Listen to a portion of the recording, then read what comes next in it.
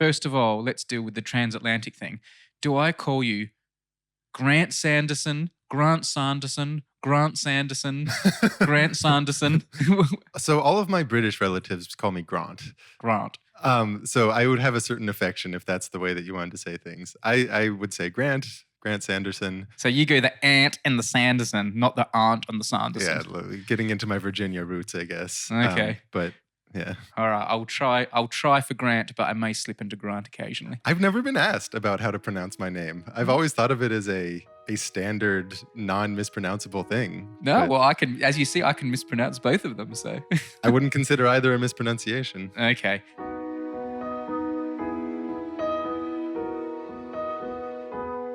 Hi, I'm Brady Harron, and this is the Numberphile podcast.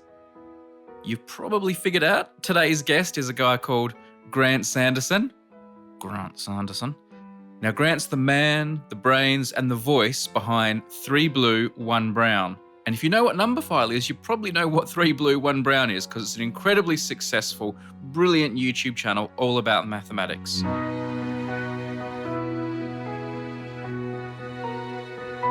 Today I'm going to be talking to Grant about that and about other bits and pieces from his life and mathematics. But before we get started, the thing I really wanted to establish is this. Why call the channel 3blue1brown? I'll start by saying there's two ways of explaining it. So the first is the very direct. It's a weird name. It's named after the logo, which is a loose depiction of my eye color, which is 3/4 blue, 1 color brown on the right side. Although the closer I look at it, sometimes I realize it's not as clean a fraction as that, but whatever. Give me a look, hang on. All right.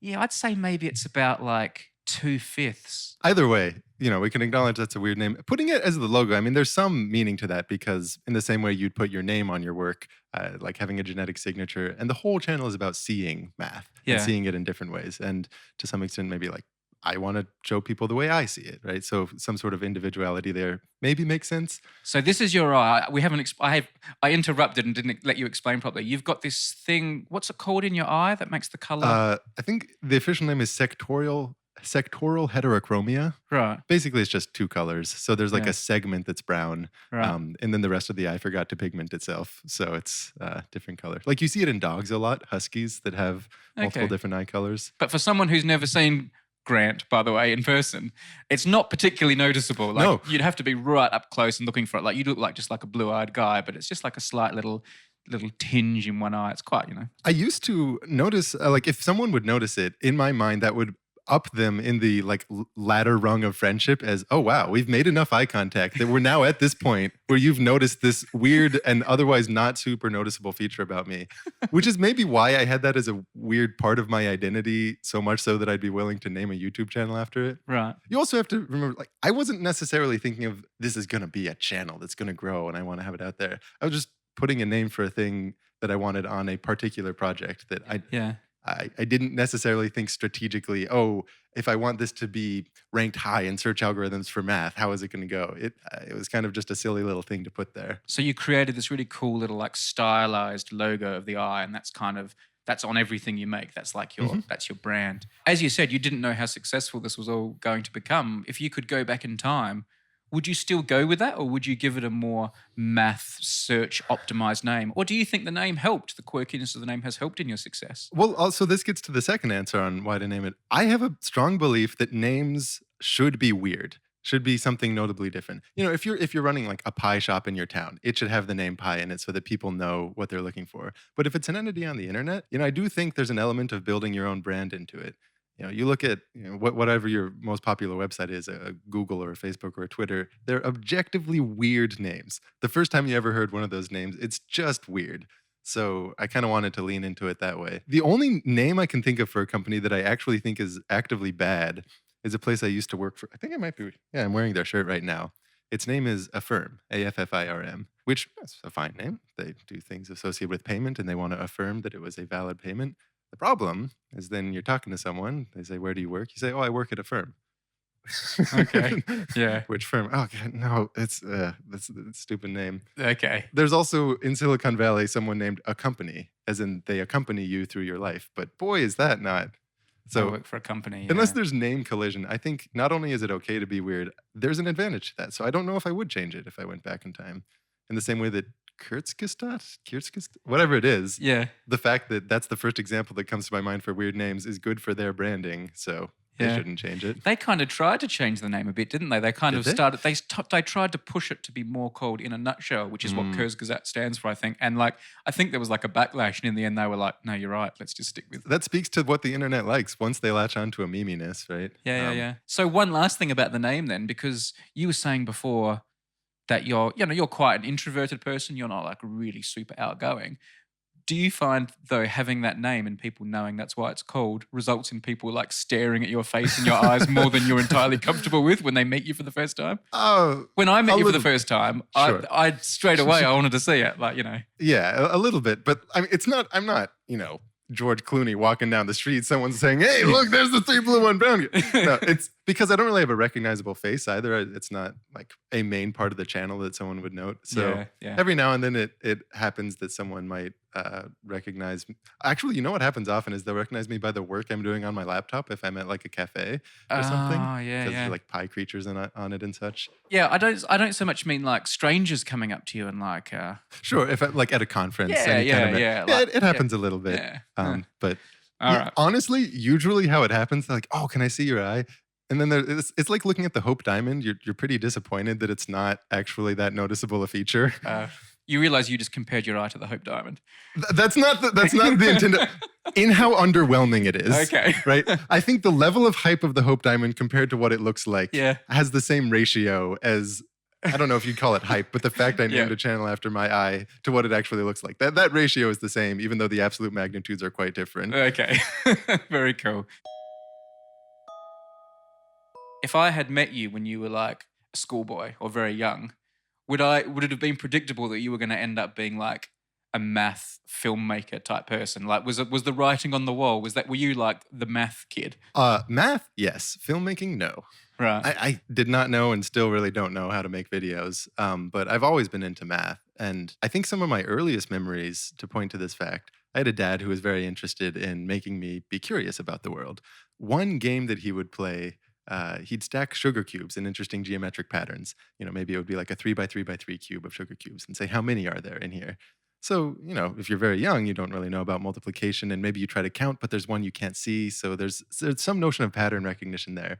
And if I would get the answer right, he'd feed me a sugar cube. So, Pavlovian affection, right? Okay. And then he'd put them in more and more interesting patterns. Yeah. And he also, he must have put a lot of time into this project. He made this thing where you could sort of stack marbles in interesting pyramids, but one was like a hexagonal pyramid. So he would drill these very precise holes and everything. It was like sphere packing, or? Yeah, it was like a sphere packing thing, I guess. And again, it was a notion of just counting things in certain patterns. And at that point, more so than the lesson itself, I think looking at your dad be so willing to spend a lot of time in a project about a thing makes you interested in that thing, right? Yeah. And he himself, he's not a mathematician. I don't think he actually went much beyond calculus in school. What did he do? What was his work? He's a pilot, actually. All right. Yeah. So he flew. So he's pretty comfortable with numbers. He's comfortable with numbers. He loves reading about sciencey stuff, right? Yeah. Like he follows your channels, that kind of thing.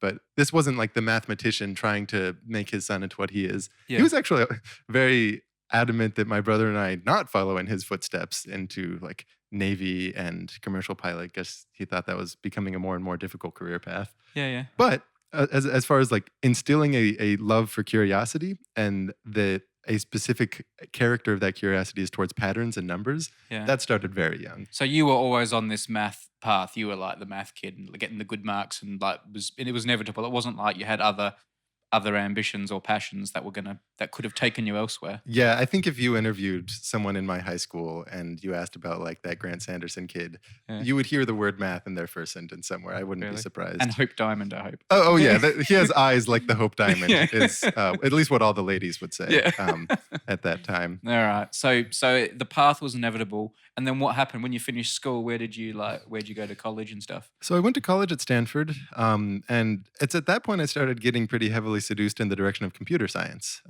And there's a lot of parallels between computer science and math, not just insofar as the latter applies to the former, but the structure of writing a good program is similar to the structure of writing a proof and things like that.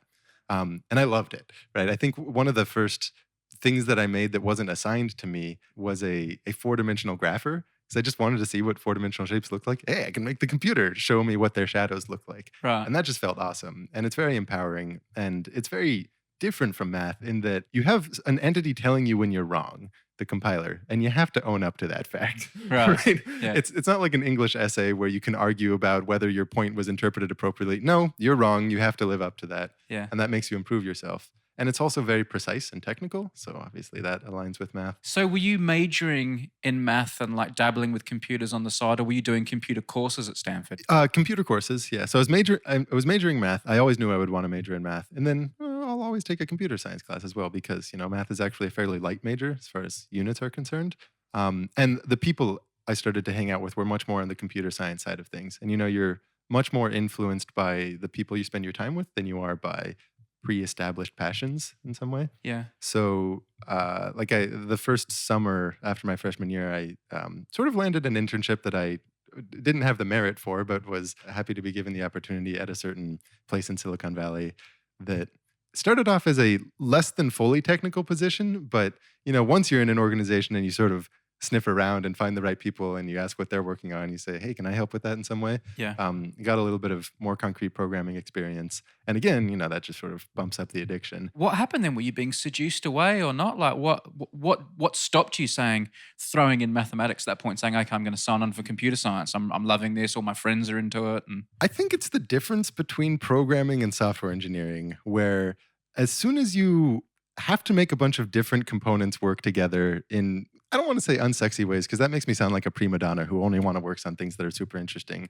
But there are aspects that I just felt weren't in my wheelhouse as much and are kind of, I don't know. It's if you're trying to get some old system to talk to another old system, and that's what it takes for the company to actually have a valuable product, that's less inspiring than creating your own four-dimensional grapher and things of that sort, right? Like what programming means can be quite different. And I think it becomes progressively less sexy the farther you trudge into that career, is the view that I got. so was that a feeling like you didn't want to end up being just like a small cog working on technical problems? You wanted to be making things that were like, you wanted to have more control and do more cool things? If I'm really honest with myself, I think it might have been kind of indulgent in that I felt like, hey, no, I love math. And I had this notion of that is a possible career path, is to do the PhD, be a mathematician, that kind of thing. Yeah. So maybe I should try some career path that lets me fulfill that love of math, or not necessarily the traditional one, like try something a bit weirder. So like by the time I was finishing college, I'll probably jump back and forth here a little bit. Yeah. But I had made, I think, 1 or 2 videos that were on what is now the channel. Yeah. And those had started as like a mix of math and coding project because I wanted to have my own tool for visualizing things. And one thing led to another where that made it possible to have this position at Khan Academy creating math videos. Okay. So I started to think, okay, maybe there's a possibility for a less traditional path into some career where you are engaging with the math and also programming for that matter in the ways that are more fun. And let me see if I can try to forge something out here. It's a little weird. It's a little less known. I don't have a concrete plan about what 3 years from now looks like, but I have a sense that like the positioning is probably not too bad if I have like, Khan Academy is a meaningful name in the world of like education. So Yeah. it's not a bad feather to have in the cap. So those first couple of videos you put on YouTube that, ended up helping you get noticed by Khan Academy and pushing you to where you are now. What made you put those on YouTube though? Like you don't seem like a show off who would want to show everyone his work and stuff like that. Like what made you want to make it public and put it out there? The most honest answer is probably like people like you. The fact that this was somewhat established. I didn't really know the notion of what it meant to like be a YouTuber. To give an example, when I did put that first video out, you get some email from YouTube that says like, you have 27 subscribers. And I remember thinking, what's a subscriber? And I had a notion that like minute physics is a thing. Numberphile is a thing. There are humans behind it that in some sense, this is a part of their career. So that wasn't completely foreign, but anything more specific than that wasn't there. So I think if it had been, 5 years earlier, that probably wouldn't have been my instinct. I'm not really a first adopter in that way. That some other people, they see this new thing, they want to share what they're doing, so they put it out there. So you were consuming a bit of YouTube content. So it was like, it was on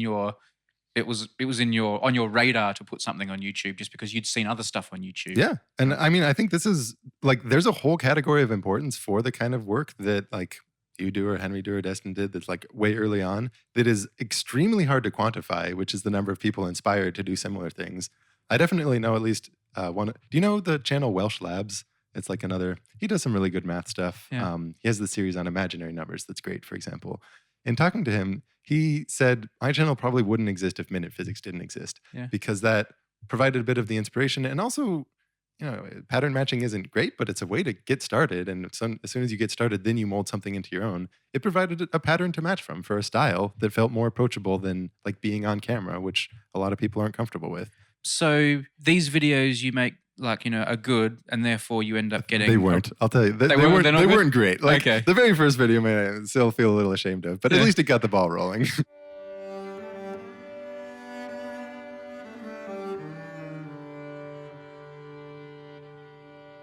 e to the pi I equals -1 is one of the most famous equations in math. It resulted in you getting work at Khan Academy. That's true. Yeah. Yeah. What was more responsible for that was the conversations that started to be had, where I, went down there for lunch and I really connected with the people working on their math side of things. So I had these projects, and I think at that point there was then enough goodwill that they could see the good in them and maybe look past the amateurness of how they were put together. Also, because Khan Academy isn't necessarily about like fancy videos that are super well polished. Maybe that actually played into it. Whereas if I had been a trained filmmaker, that might have counterintuitively worked against me.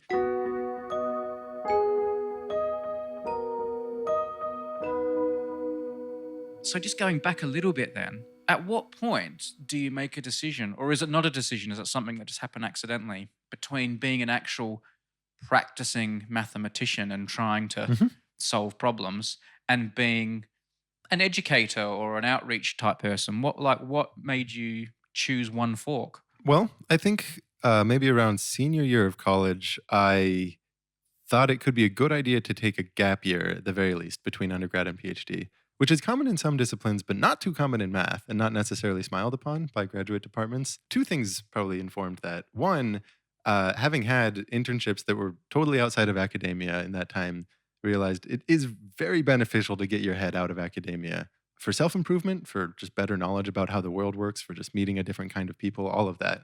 So, I think it was much more likely if I was going to be a successful mathematician, it would be because I had a slightly different past than it would be because I was the greatest at math, because I wasn't. And the other thing was a little bit of doubt about the specific field that I wanted to go into. And it's, I think, very important, if anyone's going into some PhD, do it based on who you're working with first.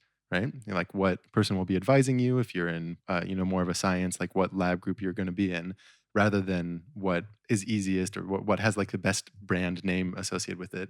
And because I didn't have that clarity, I just felt uncomfortable setting in stone anything that would be effectively like a 5-year lockdown. So a little bit more time to explore different things felt like it was needed. But during, I think, that first year, it was definitely in my mind, this is a gap year. And I will at some point like go back and maybe go down that path. But I do want to keep my mind open to if there's a different path that exists. And another factor coming in here also is a little bit of skepticism about the stability of the university system, and especially the American university system through the next few decades, where I don't know if I want to throw all of my eggs in a basket that has like trillions of dollars of debt as like a direct consequence of it. In the background, it's hard to know how things pan out for like what happens to what currently exists as student debt that some bank counts as its assets when suddenly they realize that it won't be repaid ever. But I can't help but feel that the job prospects for working mathematicians aren't going to be super great as a consequence. Okay. That's just my own cynicism. All right. So what you thought there was going to be more stability on YouTube? Honestly, yeah. Not YouTube per se, but the internet. Like I'm much more bullish on the notion of establishing a platform for yourself rather than being in a old system. Maybe that's a little bit naive. I think that's definitely informed by having had one's formative years grown in like a Silicon Valley environment rather than other ones. Yeah. But I do think that. I don't think YouTube itself will be like the stable entity, 20 years from now. But the things that it can lead to, yeah, if it works. So take me through Khan Academy to 3blue1brown. Like what happened? How long were you there and what were you doing? And then how did you evolve? At the very beginning, so they had this thing they called the talent search, which it was always unclear to me exactly what that was. Is this a recruiting thing, I would ask? They would say, kind of. But it was a thing where they invited people to submit educational videos and they would select some winners and like bring them out to Khan Academy and to YouTube to like tour around. And it was kind of a recruitment thing because they were growing their content team beyond just Sal putting out videos. Yeah. Nevertheless, it took a little bit of pushing and weaseling to turn that into any kind of job offer. And, the way that happened is I first offered to just do like 2 weeks of sample work. Like I will write some things, see if you like it, Yeah. and kind of let it grow out from there. Right? It's always a foot in your door situation. And so I was eventually hired. Again, it wasn't like a long-term thing. It was a 1-year fellowship. And there was like a biology fellow. There was an electrical engineering fellow. And it was people that they would bring in, usually having just gotten their PhD. Like the electrical engineering fellow had like finished a career at HP. Right. So a very different and strange group of people. What like, stage were you at though? You just graduated? I just graduated undergrad. I was like underqualified in some sense, but Yeah. I like to think I know how to explain things and to like empathize with a student. Yeah. And in some ways, I think you're better at empathizing with a student if you haven't been spending your last, 5-10 years in research, Yeah. because it's a very different dynamic. Yeah. So I start making multivariable calculus content for them, which is not just videos, but also like articles and exercises and such. And then like any job, there's a bunch of just odd job little things here and there outside of that. And when I started, like 3blue1brown was not a big thing by any means. It was like 1,000 subscribers. It was just a side project. But the channel already existed, It existed. at this point. Yeah, It existed. Yeah. It wasn't big. So then we progress further through the year, and I every now and then put out something on the channel. And at some point, some of the videos fell into the good graces of the recommendation algorithm. Not on like a viral scale of things, but at that point, if you see that this has like 20,000 more views in the last month, like that can be a big thing to you. Yeah. I did like a project with Strogatz, which was really cool for me that he was even open to that. For this video, I'm doing something a little different. I got the chance to sit down with Strogatz and record a conversation. For those who don't know, he's like a popular math author. He submits columns to the New York Times, and it's been on Radiolab a number of times. And I think he's very open-minded to new math outreach things happening. Yeah, so it's this complicated word, first of all, brachistochrone, that comes from two, I have to check. Are those Latin or Greek words? I think. I'm pretty sure they're Greek. Okay. And so the channel grew a bit. Long story short, like the questions then started to arise. What is the relationship between 3blue1brown and Khan Academy? Right. The question should have been asked and addressed long earlier, Right. at the beginning, but partly it just wasn't big enough of a big thing. Partly they didn't have a precedent of other content creators. And as those questions started to arise, we did a couple things where like maybe we marry the two. Yeah. And then we realized, that's actually a bad idea, unless it's going to be a full, like it becomes part of Khan Academy and rebranded to Khan Academy, Yeah. or they're totally separate things. And like long story short, it sort of made sense to like part ways Yeah. in one way or another. And either that would mean, okay, I'll get a job somewhere else, or like go back to trying the PhD thing and the channel will still be a thing on the side. Yeah. Or, let's see what it looks like to spend full-time effort on it. So you go all in on it for a while and see if you can make it big. Which, I wouldn't have opted in for without any like external pressure or knowledge at that stage. It wasn't tiny. I think it was maybe something in the 60 to 80,000 subscriber range, right? Yeah. So not negligible, not something I would recommend someone say, I'm going to try this as a full-time job Yeah, right not now. big enough to like make a full living out of. Exactly. Living in the Bay Area. Exactly, Yeah. right? But I'm young and I'm not tied to a family or anything like that. So if ever there's a time, Yeah. this is the time. And that proved to be valid. And again, I benefit from the fact that YouTube and the industry surrounding YouTube had existed for a while. So Patreon was a sort of maturing thing at that point. Yeah. A notion of, sponsorships or such were there. And I sort of was of this, like, let me try all of the things and see like what works out. And then over time I've been a little bit more, thoughtful about exactly how I want to approach stuff. So after you'd left Khan Academy and then you started going like all in on 3blue1brown, and then like, it exploded really quickly. Like it grew like really, it became massive very fast. Do you think that was because you'd gone all in, you were putting out more videos, or you were putting more time into the videos so they were better, or it was a coincidence? Like what? It seemed like as soon as you said, I'm going all in on this, it went big straight away. I think more time into them definitely helps. Like I said, I still feel like there's a lot of aspects of just filmmaking I don't really know, but certainly I've been like learning more over time. And I like to think like the videos have been getting better. And hopefully 2 years from now, I'll look back at the ones today and cringe for some aspect of them, right? So I think that's it. I mean, there were a couple punctuated moments of clear helping. Hey, Vsauce, Michael here. At some point, Michael Stevens of Vsauce mentioned it. This channel is fantastic, by the way. I'm a huge fan. The visuals and explanations are top-notch. I didn't know about that ahead of time or anything. And I just noticed one day suddenly there's a huge growth, and like you can see in comments like came here from Vsauce. Yeah. And I had never met him. So I kind of reached out to say thank you in some way. And it turned out the way he came across the channel was one video I made called like, Who Cares About Topology? And I felt proud of that video actually when I made it. That was the first one that I made actually after leaving Khan Academy and really like pouring myself into it. So maybe in that way, that was kind of a nice little payoff there. Yeah. One actually huge helpful thing from the very beginning, Henry was like very comfortable just providing advice and mentorship on various things. Hey, it's Henry. Thanks for watching. This is Henry from Minute Physics. Henry Reich of Minute Physics. Yeah. He's just the nicest guy in the world. Yeah. I was inspired by my friend Grant Sanderson, who makes videos over at 3blue1brown. You should go check them out. They're great longer form math videos. You learn a lot in them. I don't know, as he and I got to actually know each other more, we realized we connected in a number of different domains. Like, we each play the mandolin after having like grown up playing the violin and enjoy like the outdoors and running. Like there's a number of ways we've like personally clicked a little bit more. Yeah. And obviously we're both nerds about physics and math. Yeah. So him both providing advice and also like he was very kind in terms of mentioning the channel on his, which, he didn't have to by any means. Yeah. And we did a collaborative project later on. Things like that just sort of helped out. And I think also, I think it's important to read the negative comments, and when they're written in good faith, like take them to heart for improvement. There's a lot of things I was doing earlier on that at the moment I felt was the right way to do it that was just wrong. What's an example of that? What's an example of a comment that came from a total stranger that changed the way you were making your videos? Okay, so the very first video I put out, I was talking pretty quickly in it. And I think at that point I was pattern matching more than I should have off of various, like internet meme YouTube things where it's just this fire hose of information. You're talking faster than someone can understand, but that's exactly what's pleasing about it. Yeah. And that has a role. That obviously can get very popular on the internet in some domains.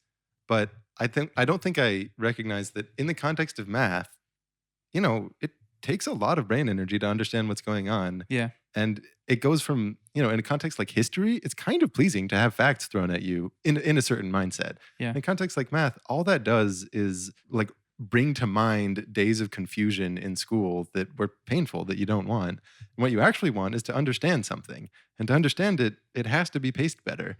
So I have to say, that's like one of my favorite things about watching your videos is, and like, because my videos, I always get told are too long by family and friends. And I say, no, I want it to be at the pace that I understood it when I was filming it, like to go at the speed of thought. I think you do it even better in your videos. I was watching your Fourier one this morning, actually. And like, sometimes you just stop for 3 or 4 seconds and like something can just soak into my brain. It's like, you just say a point and you're just like going, did you hear that? Did you understand that? And I'm like grateful for those pauses. So I think your pacing's very good. And you think your viewers informed that. They're telling you, slow the hell down. Exactly, right? in language either that forceful or more. Yeah. Some aspects of like which of the visuals were more confusing. Sometimes I would be hesitant to improve things because that's going to take a lot of work to make it look in this different way. Yeah. It's hard to think of more specific examples, but obviously there's, especially as things grow more, then you start to get negative comments that aren't even written in good faith. Yeah. If you're small enough, luckily the only people who are crazy enough to stumble across your channel are into niche things and like willing to give you some sense of goodwill. Yeah. So I think a pretty good rule of thumb, if it's something written with proper grammar, listen to it. If it's something written without and maybe disregard it and make sure you have a reason in your mind why you're disregarding it. Yeah. I'm not saying listen to what people tell you because sometimes they are wrong for like whatever reasons. Yeah. But I do think the whole movement about like don't read the comments or don't let that get to you or haters are just going to hate, that can be taken a little too far. I'm super biased by having like a math channel on the internet, which is much less inflammatory than some other people's content. Yeah. So I acknowledge that. But, I think there's a strong role for criticism. Yeah, I mean, what percentage of comments written on your videos would you guess you read?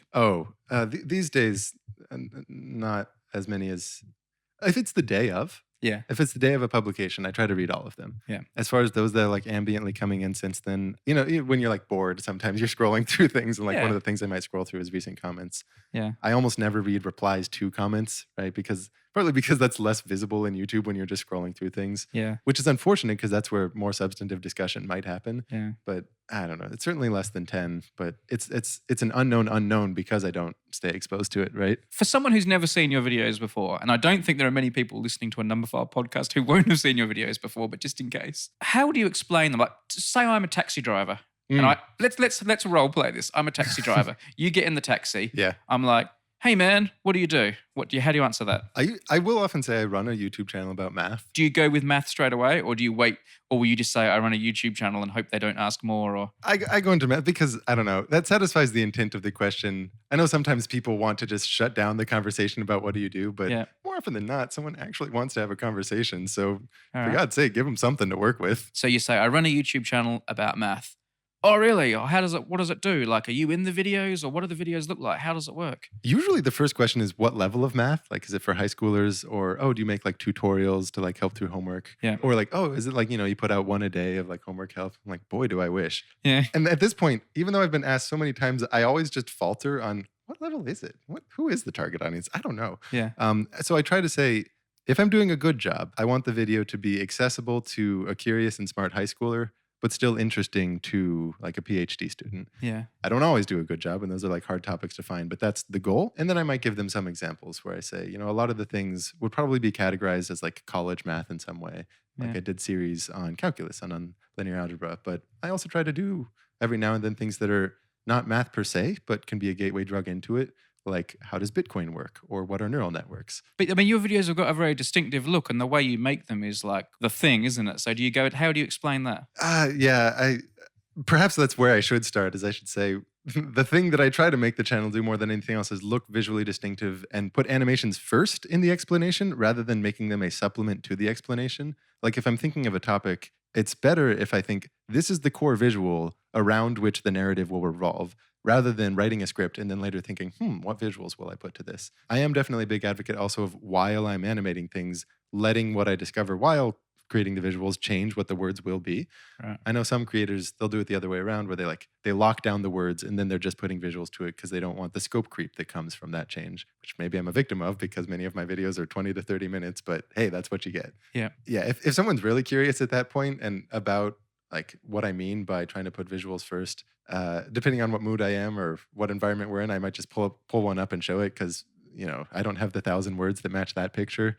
Necessarily. It's interesting, like you say, oh, I'm not a filmmaker naturally, but the very thing you're saying is actually when I was taught to be a filmmaker at the BBC by the guy that came and like did a lecture to us and that, the one thing that he taught us was to do exactly what you're doing, and it's let the pictures, the visuals, in this case it was video and film, but in your case it's animation, was to let the pictures dominate the script, and the script is almost the last thing you write when you've got all your pictures and you put them down and you see how the story looks visually. So, maybe you are. Were you thinking like a news journalist at least? What else did they teach you? I should learn more from yeah, this. Well, yeah, no, it's interesting.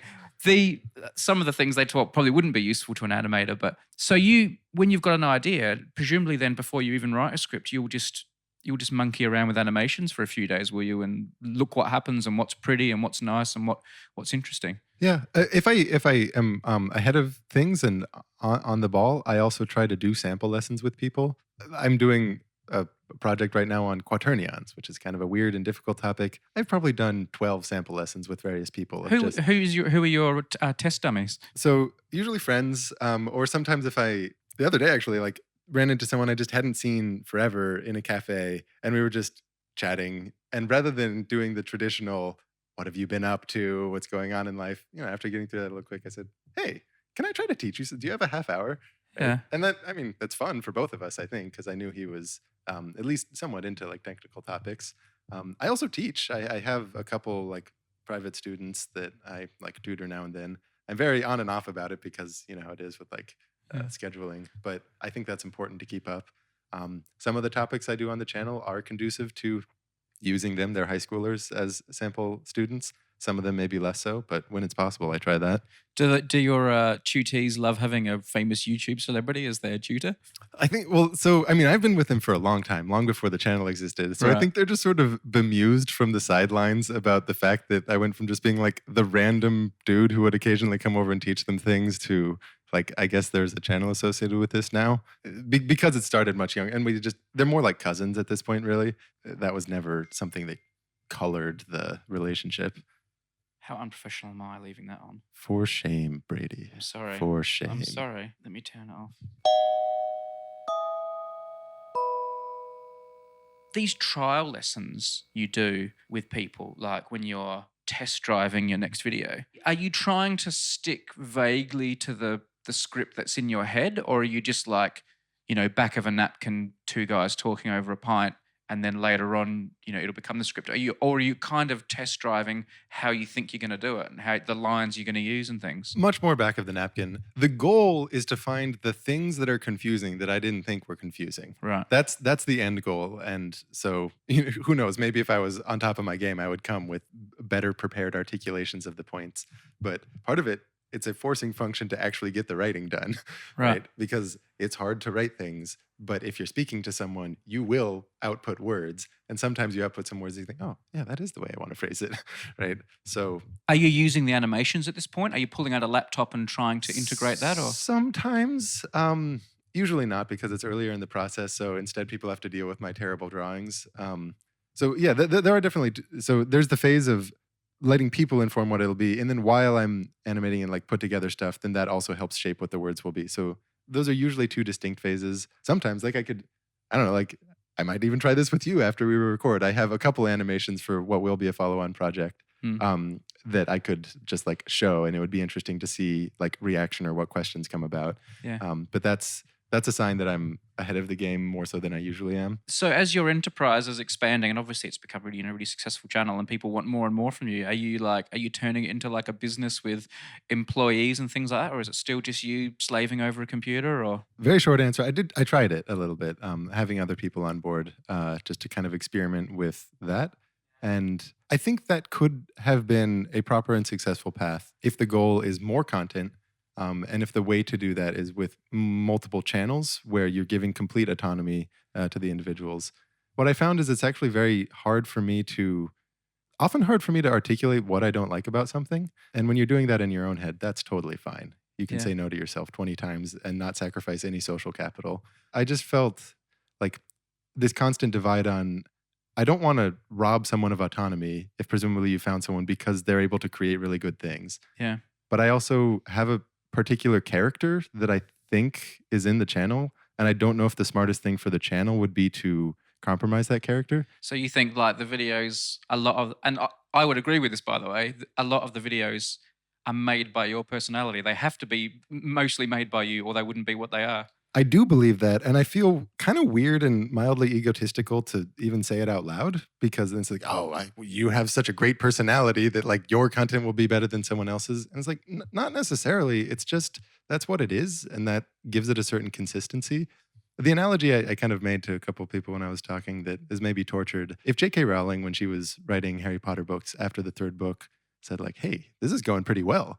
I've got more funds now. I could bring on some of the world's greatest writers. We could have 100 Harry Potter books. There's something wrong about that. And it's hard to put your finger on why that's wrong. There are better writers than J.K. Rowling. Absolutely. There would be more Harry Potter content. There would be niche fans who would love 100 Harry Potter books. And yet there's something that's just not, it would have lost its magic. No pun intended. Again, it feels kind of weird and egotistical to say that because it's like, oh, your eyes are like the Hope Diamond. Your videos are like Harry Potter. Like that's not necessarily what I mean. Yeah. But there are difficult to, I wrote a whole like Patreon post sort of trying to express my thoughts on this because I wanted, again, like when you're forced to articulate something, it clarifies thoughts. Yeah. No, I understand you. Like people will say the same thing to me. They'll say, oh, you should, they know I do collaborations with various universities, and they'll say, oh, you could have hundreds of people doing what you do with all the different universities and that. And I'm like, yeah, I could, but like, I don't know. I feel like my videos are my videos, and I ask the questions and make them that way, and that, I want them all to be like that. And I'm sure people also do, oh, you could hire an editor. Yeah. But I mean, you tell me, but I would imagine a large part of what goes into the creation of your work is making the choices for what is interesting. And it's not just this rote grunt work of, oh, you're editing it, you're cutting it down. No, that's the substance. Yeah, yeah. And sometimes when I do get a little bit of editing help, it'll be like, oh, no, you can't cut that bit. That was the best bit. And they'll be like, no, I thought that bit had to go. And I'm like, no, that was the one thing that had to stay in the video. So yeah, there is that tension. But then, you are one human, and it does limit what you can do. Also, the way I just thought about this is I previously had thoughts, okay, I just want to produce a ton of content. If I could even have like one video up per week, if I could have like Essence of Blank series on all the topics of math, that would be great. And kind of backing up and saying that's not necessarily what I want. I want there to be more math content. I don't think the best way to do that is for it to all be under one umbrella, but to like inspire people, maybe even provide them with the tooling for it, shout people out when they deserve it and is appropriate. Like all of that will help there be more math content. My role should just be to spend as much of my own time, not on anything managerial, but just on like creation of things that I think wouldn't be created otherwise. That means there will be less content. I was talking to you before recording about how I'm feeling antsy that it's been 40 days since I've published a video. Part of the reason for that, like the project that's coming up, I feel really excited about, and it'll be distinct. I can almost guarantee it's a project that wouldn't have happened if I was like running a small company, because it would make zero economic sense to like throw my time into it that way. But maybe there's a certain beauty to that like this is the kind of thing that in another instance of the world wouldn't have existed. Maybe people like it, maybe they don't. But the more you do things like that, that's the only way you'll expose to yourself to creating something that people find genuinely special. Do you put the reason you do the videos down to like some altruistic? I mean, obviously it's your business and it's your career and it's how you put food on the table. Is that what it is to you? Will you wax lyrical about how you want to inspire the next generation of mathematicians, or is it just about like a passion to get it out there? Is there something like that motivating you, or is it just what you've fallen into? Or I mean, I think there's some YouTube creators there's like different generations of educational creators. I think there are some in like my generation, so to speak, that viewed it as a job. This is what I will do as a career to put food on the table.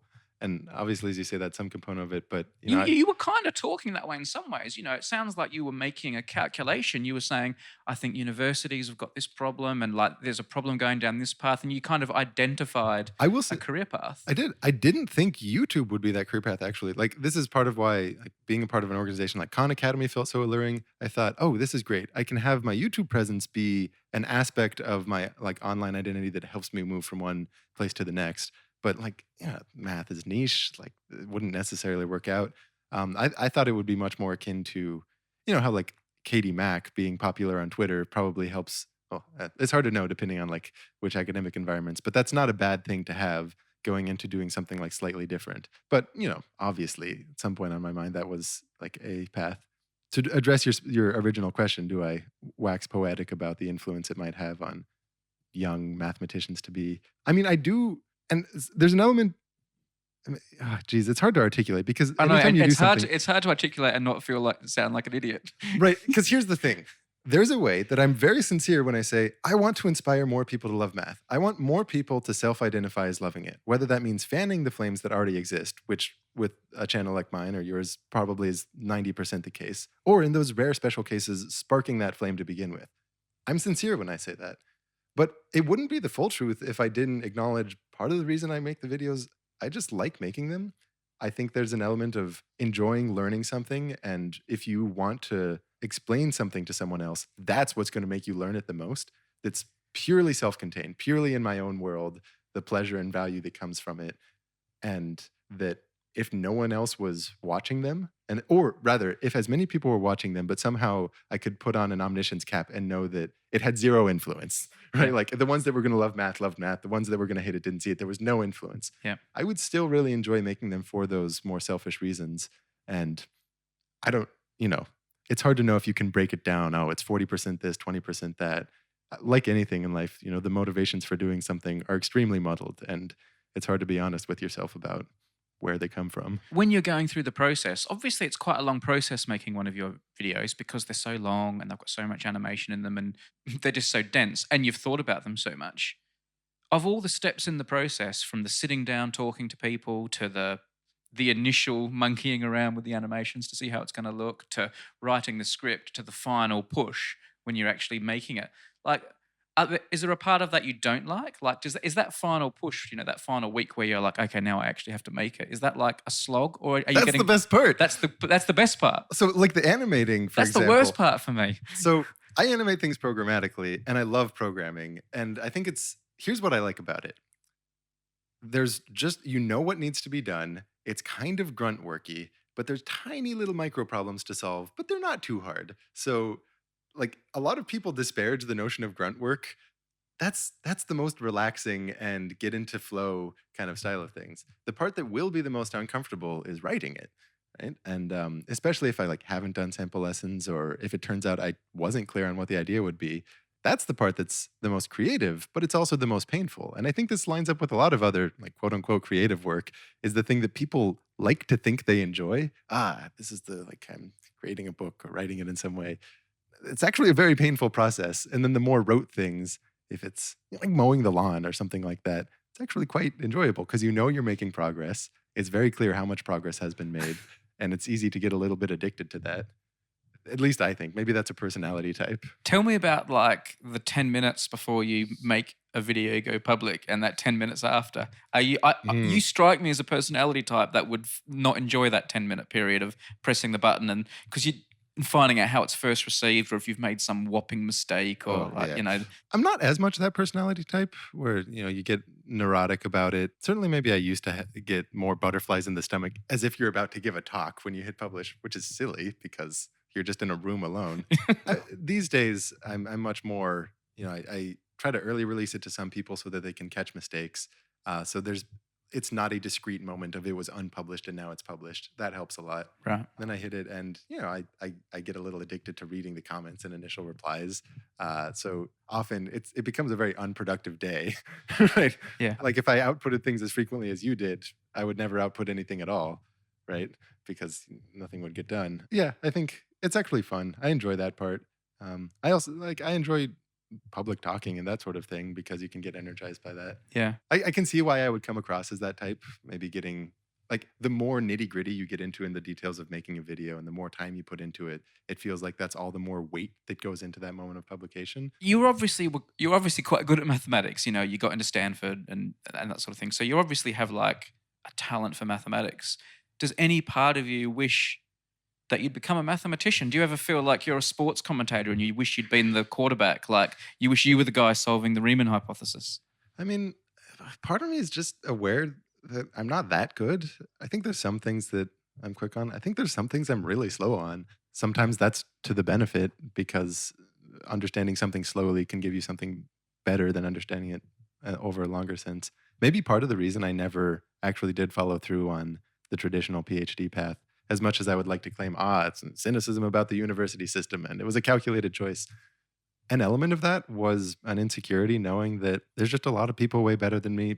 I don't know if my predilection for math is well tailored to research as opposed to trying to come to clear understandings of already known things. But does that make you even more jealous of those people and wish you were one of them, or you're just quite comfortable with your luck? Like, because I couldn't do any of that stuff, but I spend all my time with all these Nobel Prize winners and Fields medalists and that, and like I have like a kind of envy for them. I'm like, oh, good on you. That's like that's the real work. I'm just here explaining the greatness of others. And like, even though I know I couldn't be great, I still wish I could have been. Yeah, I feel that. I mean, I definitely do. How cool would it be to just actually put out original research and feel like you're solving problems other people haven't? I also, in a way that is silly, if I'm honest with myself, can get just intimidated by mathematicians when I'm talking to them. They're all nice, normal humans, but it's a little bit of an inferiority thing knowing you have a background and a patience with the subject that I don't have and maybe haven't displayed the same way. So yeah, I feel that. What's next? What's the next, like what? Are you a planner like that, or do you just fall? It sounds like you've fallen from one thing into another in some ways. Like a little bit. I mean, I've got a long list. I have the list of topics that I intend to cover. And then as people make requests, maybe it goes on there. As I stumble across something, maybe it goes on there. Every now and then I resort the list. But the way it goes, someone says, oh, let's do this thing. You do that thing, or you come across some random little thing. Often if I've just done a very big project, I want to sort of exhale by doing a smaller one. But is it all online video for you now? Like, do you think that's it? I'm a filmmaker now? Or do you think, no, this online video is going to go the way of the dodo and I need to be making 3-dimensional goggles things, or I want to write a book, or like, have you got plans beyond video, or you think that's just your hands are full now? Yes, I do want to do things that are not just video. There's one vague possibility. I won't talk about it because it's enough of a vague possibility, but there are things on the horizon that I think you definitely want to spread yourself away from video per se. The one I'm working on right now that I was talking about you through before is it's like more than just a video. It's going to be an interactive video type experience that is different. And if people seem to like that, maybe it makes sense to expand that out more. And rather than choosing a different existing medium, like forge the way in a new type of medium. Yeah. Or maybe people won't like it and it goes nowhere. Fun to experiment. Yeah. I would love to do more writing, not just about math, but in general. But writing is slow, as you know. Maybe that turns into a book at some point. Maybe not. Yeah, I think I would be disappointed in myself if you fast forward 2 years and the only thing I have going on is online video.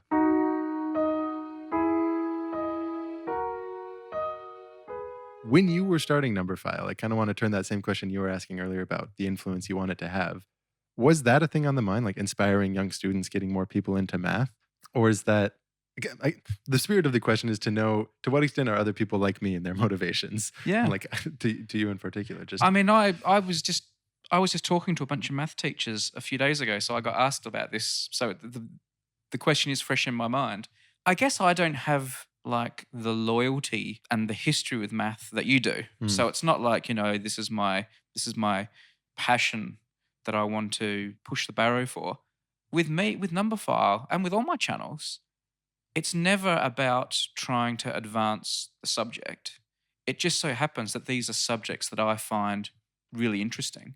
Like, I find mathematics, I'm not very good at it, but I find mathematics really interesting. I find chemistry and all science interesting. And as just like a storyteller and a journalist, I just have a compulsion that when I find something that I find interesting that tickles my brain, I just want to tell other people. Like, it's like an addiction. Storytelling and sharing cool stuff is an addiction.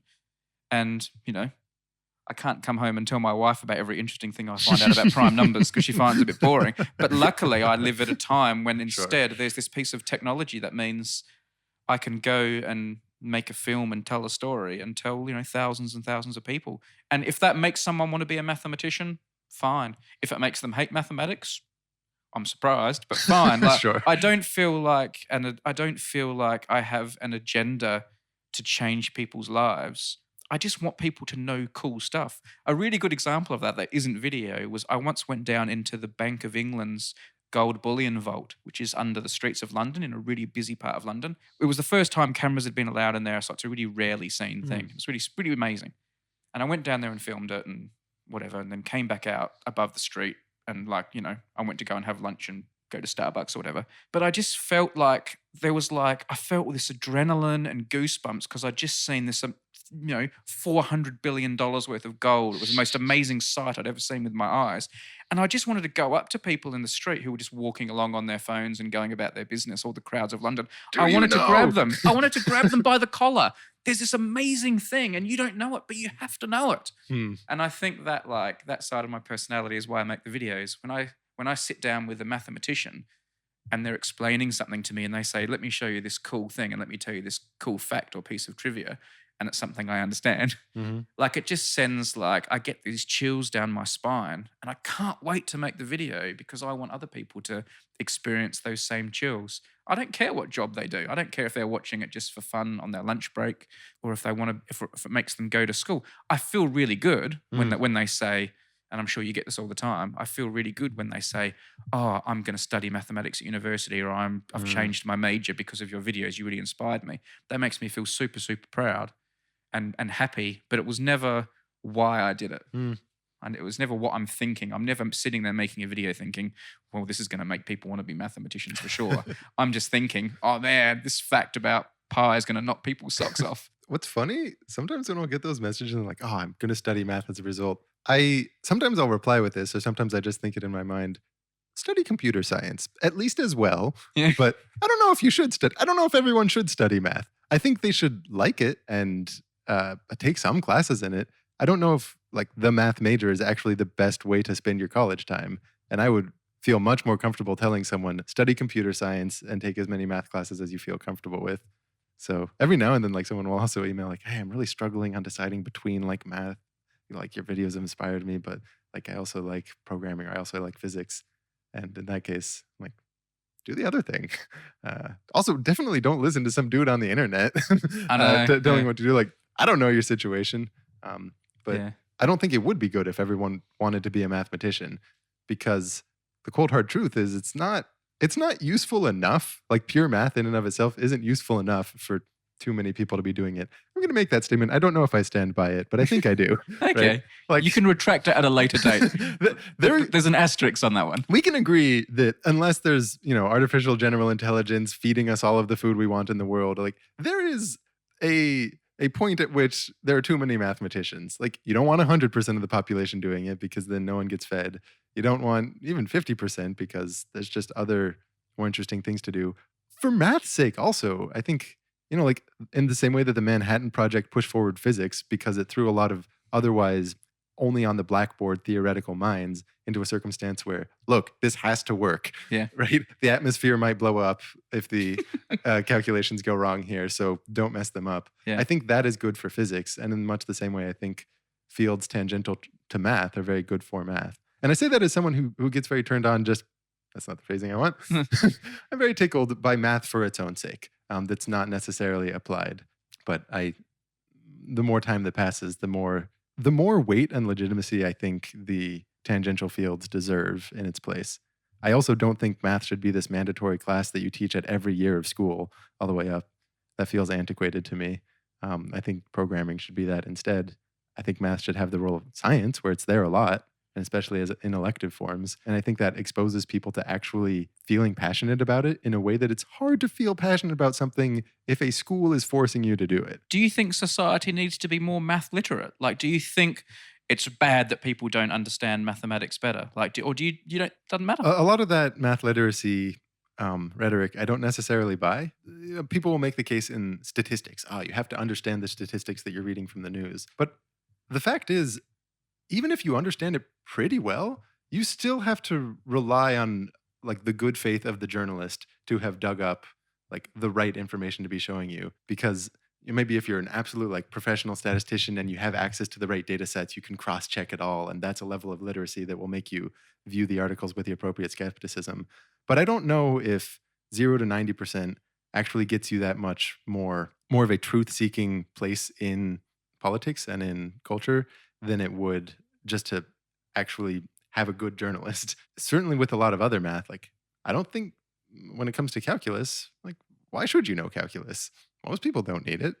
Most people don't need group theory. I think these things can add value to your life in terms of the way that you think. So that seems good.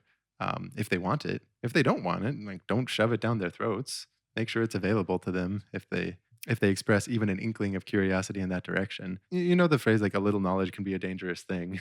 I think that definitely falls in.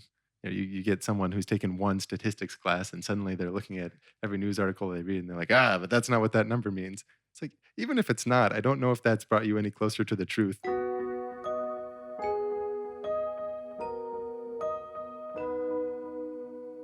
People who study math should do more to study storytelling and like performance art related things, partly because what a lot of people who go into math end up doing is teaching and conveying it in some way. So being able to tell a story actually seems important, and being able to be comfortable in front of a crowd also feels important. And that's certainly, if you fall into the stereotypes about the kind of students who study math, that's not the default option to take an improv class or to go, learn take a short story class by opting in rather than having that forced to you.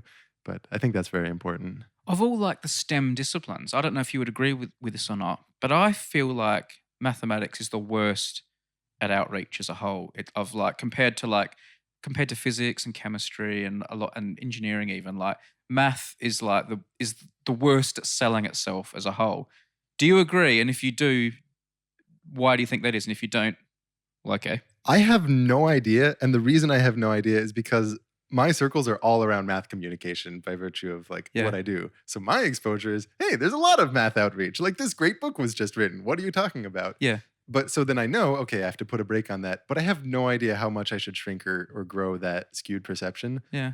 I do think that most math lessons and math textbooks I would say, are objectively less approachable than introductory physics textbooks and science textbooks, because there's certain cultural tendencies around how to describe something where logical precision naturally takes precedence over pedagogical clarity.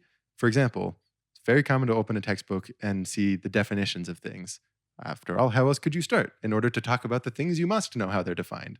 But that's a bit like teaching a baby how to speak by giving them a dictionary, right? It's actually quite intimidating. This is part of why Wikipedia is so unreadable for math, is that unless you have read enough to understand either the core nuggets of those definitions or the idea that you're not supposed to understand the definitions yet, that will come from examples, you're immediately turned off. Whereas I do think like computer science, partly because it's such a young field, doesn't have that as the same cultural problem. And there's much more of a standard for motivation behind a given difficult topic before you get into its meat. That's a good observation about Wikipedia, because I so often find myself going to Wikipedia for help when I'm researching a subject or editing a video, and it is no help to me ever in mathematics. It's horrible. Yeah. Like, I find some value from it, and I feel like the only reason I do is because I've sort of learned how to read it. Yeah. Actually, on the queue of videos that maybe this conversation will help push me in the direction of making it more like how to read a textbook, because I don't think you should read it linearly, not like the way you would read a novel. And I do think there is a notion of getting better at that or worse at that. For example, start by looking at the exercises at the end of the chapter, because those give you a sense of what kind of problems you'll be able to solve. Also, it'll give you a sense, if you don't understand those exercises because they all use the jargon that was developed in the chapter, that entire subject, for the moment, is just like getting you out of a hole that you've dug yourself. This happens a lot in math. You define a whole bunch of things like, what is a topological set? And then you solve problems about the nature of topological sets. And it takes quite a while before you get to a point of, who cares about topological sets? So if you notice that, you say, this chapter isn't going to be where I know why this is important. And that's a good thing to know ahead of coming in. Whereas another time, maybe you see an exercise that's understandable without the jargon. And that's a sign, hey, this means I'm learning tools that are useful in a different way. And that really shapes the way that you look at the whole chapter. Don't read the definitions first, look at the examples after that. When you see a theorem, don't read the proof, view it as a personal challenge. Like a bunch of little things there that kind of took me a really long time to actually stumble on. And I'm sure there's other good tips that just made me slower at learning math through college. I'll tell you what I'm taking away from this. Not that people should read textbooks differently, obviously, but they should be written differently. Maybe that's your thing. Like, I would love to read a math textbook that you did. Maybe that's your long-term project. If anyone out there makes math textbooks, get in touch with Grant Sanderson or Grant Sanderson, depending on where you're from, and get him to write your textbook. Would you write a textbook? It seems like a lot of work, but I can't rule that out. That would be fun. Turn it on its head. Yeah. Questions at the start. The untextbook. The untextbook. I like it. Well, that's it for today, but if I may do a bit of a post-show debrief. Firstly, and most importantly, if you've not yet seen a 3blue1brown video, make sure you do. Just put 3blue1brown into your search bar of choice. Grant's not hard to find. And of course, I'll include some links to his stuff. This podcast is made possible by help from the Mathematical Sciences Research Institute in Berkeley, California. But this episode was also supported by Maya Sound, and they're also in Berkeley. Now, they're not here to sell you anything, but they do love sharing with people about their research and latest developments from the labs. So if you're curious, a good place to look is their website, mayasound.com, and then just find your way to the news or about sections of the website. The Wikipedia page about Maya Sound is also pretty good, actually. I'll include links in the show notes. Now, the Numberphile podcast will be back very soon. You're probably aware this is a bit of a new thing for us, and you can give us a real boost by doing all those usual podcasty things like subscribing, reviewing, rating. Just tell your friends about it. It really means a lot, especially at these early stages. It'll help us get things off the ground. And for more about Numberphile in general, go to our website, numberphile.com. There's videos, t-shirts, a link to our Patreon. And, well, I think that's it. You did it. You listened all the way to the end. Thank you.